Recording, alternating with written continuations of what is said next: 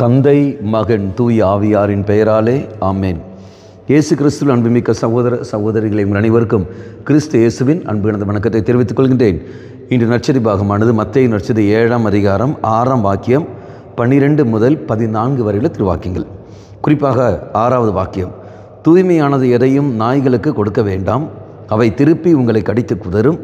மேலும் உங்கள் முத்துக்களை பன்றிகள் முன் எறிய வேண்டாம், எறிந்தால் அவை தங்கள் கால்களால் அவற்றை மிதித்துவிடும். அன்பர்களே, தூய்மையானது எதையும் நாய்களுக்கு நீ கொடுக்க வேண்டாம், அவை திருப்பி உங்களை கடித்து குதறும். புரிந்து கொள்ள வேண்டும் என்றால் ஒரே ஒரு வார்த்தை எடுத்துக்கொள்ள போதும். வீணான வாக்குவாதத்துக்கு போகாதீர்கள், ஆர்குமெண்ட்டுக்கு போகாதீர்கள். அந்த ஆர்குமெண்ட் ஆனது நமக்கு நன்மை அல்ல, திண்மையை பெற்றுத்தரும், நமக்கும் பாதிப்பை ஏற்படுத்தும், மற்றவங்களுடைய உறவுகளையும் பாதிப்பை ஏற்படுத்தும். ஆர்குமெண்ட்டுக்கு போகிற சமயத்தில் அவருடைய அர்த்தம் வேறு எதுவும் இல்லை. இப்போ எனக்கும் உங்களுக்கும் நான் ஒரு கருத்துக்களை சொல்கின்றேன், நீங்கள் இடத்தில் ஆர்குமெண்ட்டுக்கு நீங்கள் வருகிறீர்கள். அப்படி ஆர்குமெண்ட்னு சொல்லும்போது என்னுடைய கருத்துக்களை நான் என்ன செய்கின்றேன், நான் திணிப்பேனே ஒழிய மற்றவர்கள் என்ன சொல்கிறார்களோ அதை ஏற்றுக்கொள்ள மனப்பக்குவம் எனக்கு அங்கு வராது. நான் சொல்வதுதான் சரி, நான் சொல்வதுதான் சரி, இந்த எண்ணம் தான் கடந்து வரும் ஒழிய மற்றவர்கள் என்ன கருத்து சொல்கிறார்களோ, ஒருவேளை அந்த கருத்தில் சத்தியம் இருக்குது என்றால் என்னால் அதை அங்கீகரிக்க முடியாது.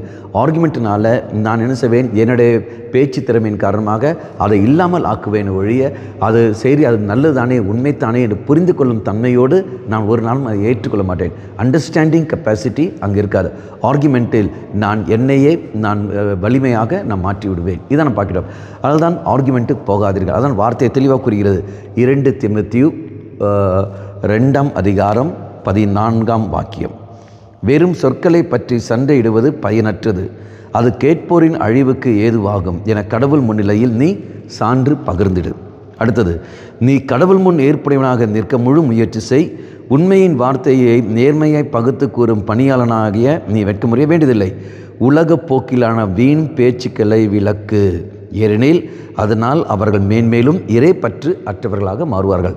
தொடர்ந்து படிக்கிற சமயத்தில் 23ஆவது வாக்கியம், மடத்தனமான அறிவற்ற விவாதங்கள் சண்டைகளை தோற்றுவிக்கும் என அறிந்து அவற்றை விட்டுவிடு. உதாரணம், நம்முடைய குடும்பத்தில் எடுத்துக்கொள்ளுங்கள். பிள்ளைகள் இருப்பார்கள், வீணாக சத்தியத்தை புரிந்து கொள்ள மாட்டார்கள். பெற்றோர்கள் சொல்வார்கள், இடம் நீ ஜெபத்துக்கு வா, இடம் நீ ஆலயத்துக்கு வா என்று சொல்கிற சமயத்தில் அவர்கள் என்ன சொல்வார்கள், ஆர்குமெண்ட்டுக்கு வருவார்கள். அது சரியா, இது சரியா, அப்படியான்னு பெற்றோர்கள் என்ன சொல்கிறார்கள் என்பதை அவர்கள் புரிந்து கொள்ள மாட்டார்கள்.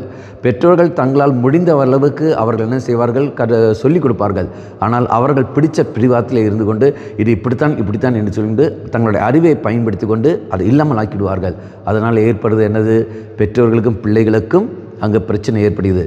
தெய்வம் சொல்கிற வார்த்தை, நீ விவாதங்களுக்கு போகாத, அந்த பிள்ளைகளை பலிப்படுத்தல் ஒப்புக்கொடு.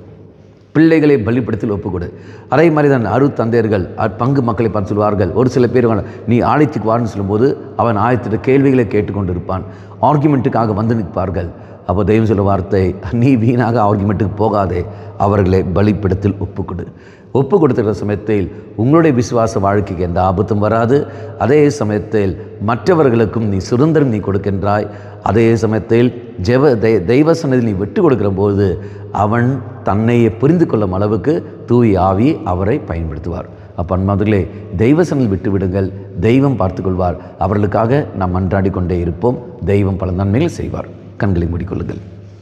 நல்லவனாகிய தெய்வமே, வீணான விவாதங்களுக்கு நான் செல்லாமல் இருக்கவும், வாக்குவாதங்களுக்கு நான் செல்லாமல் இருக்கவும் கிருபையை தந்திரலும்.